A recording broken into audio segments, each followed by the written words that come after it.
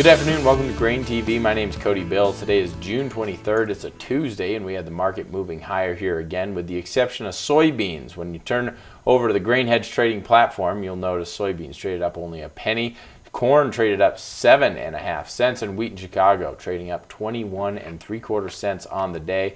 First of all, let's talk a little bit about the U.S. dollar index.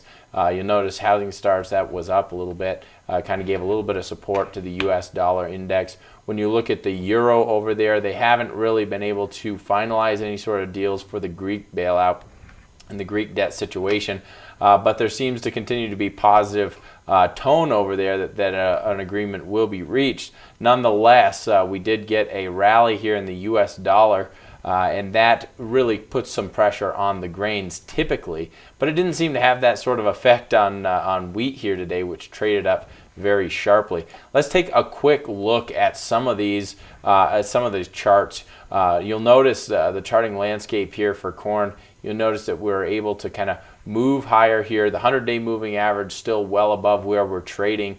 There is some resistance, overhead resistance, that trend line, that negative trend line, as well as the 100-day moving average right around that 379.5. So I do think corn could have a little bit of room here for a bounce, but keep in mind traders are really trying to position themselves for that June 30th crop report. So that June 30th crop report, I think it'll have an impact on corn, but more importantly, what really the traders are focusing on is what sort of impact on acreage are we going to see, what sort of revisions on acreage are we going to see for soybeans. Soybeans is behind planting pace now at this point, 90% planted as of Monday compared to 95 normally. So it is behind pace for planting. The moisture that we continue to get continues to keep producers out of the field and keep that crop from getting into the ground. So that is causing some concern and giving soybeans a little bit of a rally,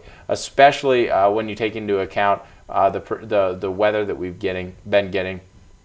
We've had a lot of good moisture here, but that moisture is putting a little bit of stress on the crops. We did see the eastern part of the grain belt, good to excellent ratings, decline substantially in the last crop progress report. So that is something that's being paid very close attention to by traders. Take a look at soybeans here. This is the July soybean chart. You'll notice that we are up above that downtrend line. We are up above the 100-day moving average. Yesterday we punched through that 100-day moving average, closed sharply above it. Today we kind of paused. We traded positive, we traded negative. In the end, we kind of traded, for the most part, about where we started the day. So I think it is important to pay attention to the fact that if we do pull back, this area that was acting as resistance last Thursday and Friday, this 974 support area, will now turn into support. We'll get that sort of role reversal. So it's going to be interesting to see how this pans out if we get a little bit of a negative trading day here tomorrow.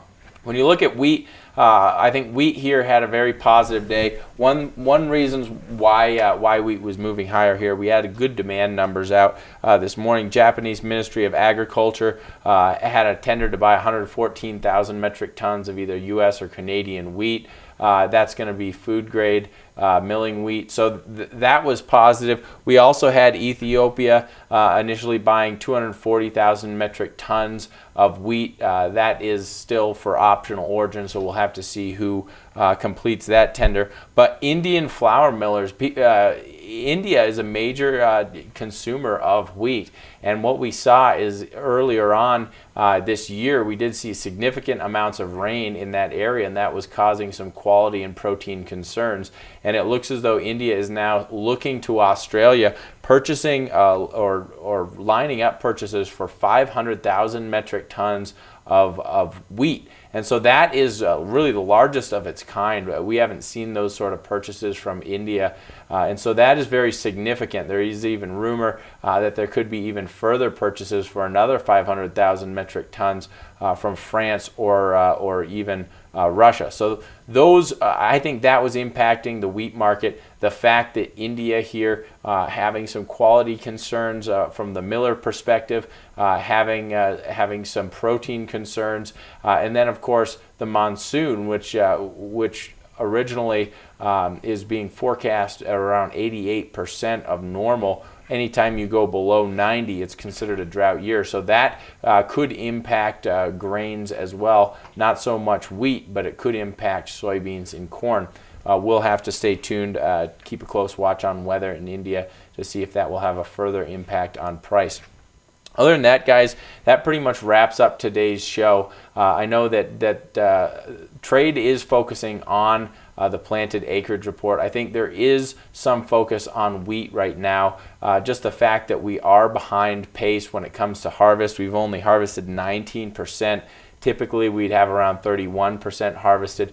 We continue to get rain delays throughout the Midwest. We continue to have soggy fields, and not only that, but now we have this kind of explosion of this head scab that's causing significant quality concerns out there for the winter wheat in the U.S. So this is all putting pressure on wheat prices and kind of pushing them higher here. It's going to be interesting to see if we can get above that resistance level that has really been capping any sort of rally here.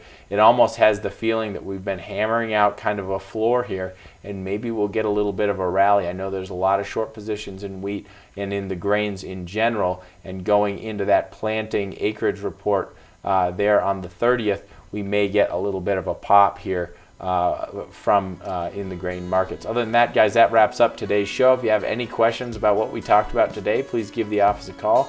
The number is 877-472-4607. I look forward to hearing from you. Take care.